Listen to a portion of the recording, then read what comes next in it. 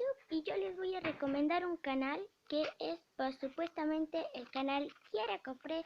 Al principio yo decía ese canal está súper aburrido, pero yo lo he estado viendo y me gustó.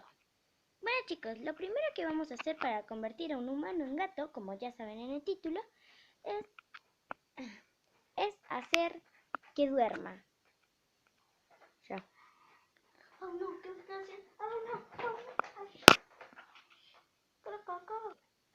Bueno chicos de YouTube, ahora lo que debo hacer para que un humano se convierta en gato para mis gatunos, todos mis gatunos, lo primero que debe hacer es atacar.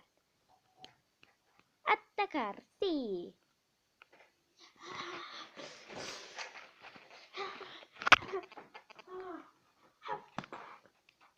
Bueno chicos, ese gato es muy peligroso, nunca lo tuve que entrenar así porque yo sabía que siempre, hay sombra, perdón, que siempre me iban a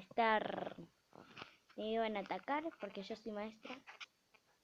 Y bueno, lo que debemos hacer ahora es que duerma otra vez porque los gatos duermen mucho, ya saben.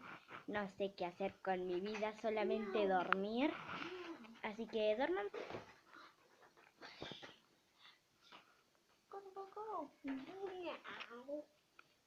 Chicos, ese gato no sé si lo vieron, pero se golpeó contra la pared y se durmió.